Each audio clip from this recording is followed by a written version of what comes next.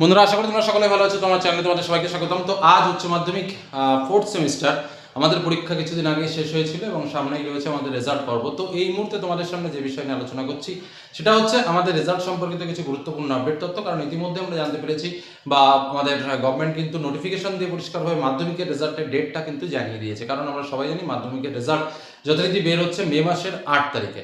এবার স্বাভাবিকভাবে তোমাদের রেজাল্ট কবে বেরোবে, এটা হচ্ছে আমাদের সব থেকে বড় এই মুহূর্তে প্রশ্ন। এখনো পর্যন্ত নোটিফিকেশন আমাদের হাতে পৌঁছায়নি। খুব তাড়াতাড়ি হয়তো নোটিফিকেশন প্রকাশ করবে উচ্চ মাধ্যমিক শিক্ষা সংসদের তরফ থেকে। তো যাই হোক, নোটিফিকেশন প্রকাশ করলে আমরা পারফেক্ট ডেটটা জানতে পারবো। কিন্তু আমরা স্বাভাবিকভাবে যে ডেটটাকে গেস করছি তোমাদের রেজাল্টের জন্য, সেটা হচ্ছে রেজাল্ট স্বাভাবিকভাবে 12 থেকে 15 তারিখের মধ্যে কিন্তু প্রকাশিত হতে চলেছে। কারণ স্বাভাবিকভাবে আমি তোমাদের ব্যাখ্যামূলকভাবে বলে দিতে পারি, 8 তারিখে আমাদের শুক্রবার রয়েছে, 9 তারিখে শনিবার বের হওয়ার সম্ভাবনা নেই, 10 তারিখে স্বাভাবিকভাবে রবিবার, সেদিনও বের হওয়ার সম্ভাবনা নেই।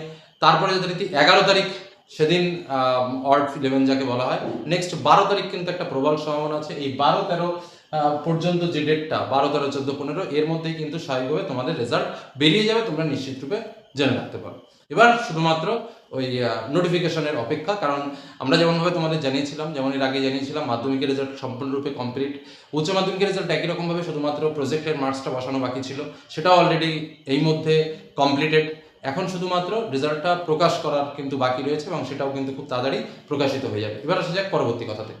আমাদের রেজাল্ট সম্পর্কিত কথার মধ্যে বিভিন্ন ছাত্রছাত্রীরা বিভিন্ন রকম প্রশ্ন জিজ্ঞাসা করে যে স্যার আমাদের এবছর রেজাল্ট কেমন হতে চলেছে, আমাদের গ্রেস মার্ক শেষ পর্যন্ত কত কি দিল, সে সম্পর্কিত কিছু আলোচনা তোমাদের সামনে করে নিই, তোমরাও অন্তত রেজাল্ট সম্পর্কে ক্লিয়ার হবে।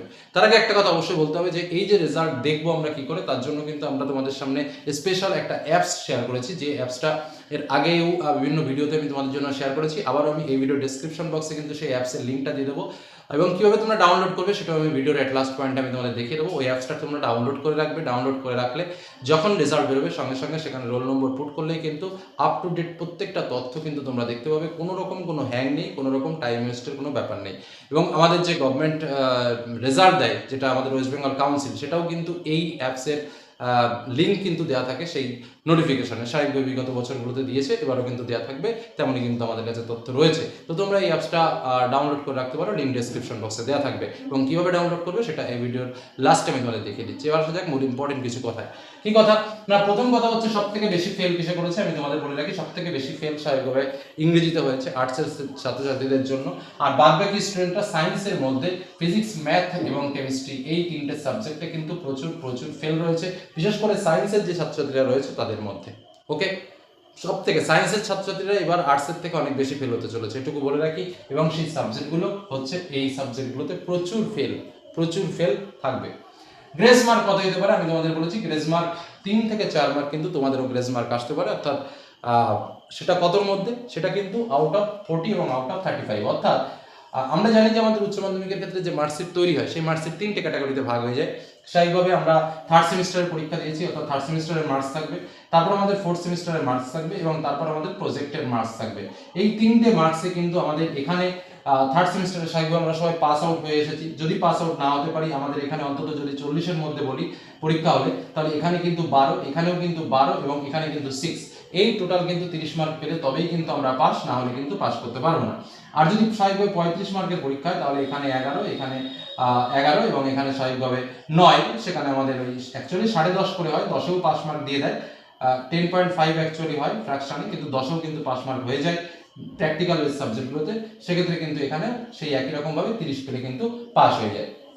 এবার কথা হচ্ছে যেটা আমার নর্মাল, আমরা এবার কততে পাস করবো, সেটা হচ্ছে যদি আমি 40-এর মধ্যে 8 পাই, স্বাভাবিকভাবে আরও 3-4 মার্ক গ্রেস দিয়ে আমাকে পাস করে দেওয়ার সম্ভাবনা রয়েছে। এবং 35-এর মধ্যে যে সাবজেক্টগুলোতে পরীক্ষা, সেই সাবজেক্টগুলোতে যদি আমি 7 পাই, সেক্ষেত্রেও কিন্তু আমাকে পাস আউট করে দেওয়ার সম্ভাবনা রয়েছে।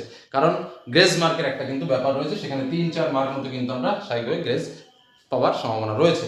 অর্থাৎ যারা 3-4 মার্ক করে কম পাচ্ছে তাদের অতটা টেনশন নেওয়ার কিছু দরকার নেই। Next part, pass ratio. আমাদের পাশের হার কেমন থাকতে পারে? দেখো 91 থেকে 92% আমাদের পাশের হার। কারণ পাশের হারটা আমরা প্রথম থেকেই বলেছি, আমাদের উচ্চ মাধ্যমিকের ক্ষেত্রে যেটা হতে চলেছে সেটা হচ্ছে পাশের হারটা ভালো থাকবে, কিন্তু ওভারঅল রেজাল্টটা খুব একটা স্ট্যান্ডার্ড কিন্তু মনে হচ্ছে না। যে কারণে পাশের একটা কিন্তু 91 থেকে 92% থাকবে। তবুও কিন্তু একটা ক্যাটাগরি স্টুডেন্ট আমাদের মধ্যে ফেল হবেই। সেটা কত? কারণ অনেকেই প্রশ্ন করে স্যার এবছর কি সবাই পাস হয়ে যাবে? তার থেকে বড় কথা স্যার ভোট চলছে, এবার কি সবাইকে পাস করে দেবে? না, সেরকম কখনো সম্ভব নয়, আর সেটা হতেও পারে না, কারণ খাতায় যদি কিছু না লেখে কী করে পাস করাবে? তো যাই হোক, সেই সংখ্যাটাও কিন্তু আমাদের প্রায় 50,000-এর কাছাকাছি কিন্তু দাঁড়াবে। নেক্সট আর একটা বিষয় যে আমাদের ফার্স্ট ডিভিশন মার্ক কত পেলে হয়, অনেক ছাত্রছাত্রী জিজ্ঞাসা করতে চায়। তো ফার্স্ট ডিভিশন মার্ক হচ্ছে 300 পেলে আমাদের first division mark, second division mark হচ্ছে আমাদের 225 পেলে, থার্ড ডিভিশন মার্ক হচ্ছে আমাদের 150 এবং স্টার মার্ক হচ্ছে আমাদের 350। বোঝা গেল কি বললাম? এই হলো আমাদের বেসিক তথ্য, যে তথ্যগুলো ছাত্রছাত্রীরা তোমরা জানতে চাইছো। এর উপরেও যদি আর কোনো আপডেট তথ্য তোমাদের প্রয়োজন হয় অবশ্যই তোমরা আমাকে কমেন্ট করো, আমি সেই প্রশ্নের উত্তর অবশ্যই তোমাদের সামনে তুলে ধরবো। এর থেকে বিস্তারিত তথ্য জানার জন্য অবশ্যই কমেন্ট করো তোমরা। আর একটা কথা যেটা তোমাদের বলার, যে কিভাবে আমরা সেই অ্যাপসটাকে ডাউনলোড করে রাখবো তার পূর্ণাঙ্গ ভিডিও তোমাদের সামনে তুলে ধরছি। আর অবশ্যই অ্যাপসটাকে ডাউনলোড করে রেখো, তোমাদের উপকারে লাগবে রেজাল্ট বেরোলে। আর কোনো কিছু জানার দরকার হলে অবশ্যই কমেন্ট করো। চলো দেখে নিই কীভাবে আমরা অ্যাপটাকে ইনস্টল করবো। তো প্রথমে ক্লাস 12-এরটা বলি, একদম সহজ সিস্টেম। আমরা প্লে স্টোরে যাবো এবং প্লে স্টোরে গিয়ে লিখবো west Bengal council of higher secondary education result 2026। তো এটা যখনই আমরা লিখবো তখন এই লোগোটা দেখতে পাবো এবং স্বাভাবিকভাবে এটাকে আমরা ইনস্টল করবো। এটা হচ্ছে আমাদের প্রথম কাজ। তো স্বাভাবিকভাবে এই যে ইনস্টলের যে লিঙ্কটা তোমরা সার্চে যদি না করতে পারো, আমি আমার ডেসক্রিপশন বক্সে লিঙ্ক দিয়ে দেবো, সেখান থেকে সরাসরি তোমরা এই অ্যাপসটাকে ডাউনলোড করে নিতে পারো, যেটা দেখতে এরকমটাই লাগবে, যেটা তোমরা স্ক্রিনে দেখতে পাচ্ছ। তো স্বাভাবিকভাবে এটাকে আমরা ইনস্টল করে নেবো। ইনস্টল করাটা একদম বেসিক ব্যাপার, তোমরা তো প্রচুর ইনস্টল করো প্লে স্টোর থেকে। তো সেরকমভাবে এই অ্যাপসটাকেও তোমরা ইনস্টল করে নেবে। ইনস্টল করে দেওয়ার সময় অ্যাপের রেটটাও দিয়ে দিতে পারো, খুবই ভালো। আমরা বিগত বছরে কিন্তু এখান থেকে রেজাল্ট দেখেছি, অনলাইনেও দেখেছি। তো স্বাভাবিকভাবে সেটাকে আমরা ওপেন করে রাখবো। এবার এখানে দেখো রেজাল্ট দেখা যাবে 12th রেজাল্ট আর 10th রেজাল্ট। তো স্বাভাবিকভাবে আমরা ক্লাস 12th রেজাল্টটাকে সিলেক্ট করবো এবং 12th রেজাল্টটাকে সিলেক্ট করার পর এটাকে ইয়েস করে দেবো যাতে আমরা নোটিফিকেশন পেয়ে যাই। তারপরে 12th রেজাল্ট ক্লিক করবো। ক্লিক করার সঙ্গে সঙ্গে কিন্তু আমরা চেক রেজাল্ট নাওতে ক্লিক করলে কিন্তু আমরা রোল নম্বর দিলেই রেজাল্টটা দেখতে পাবো।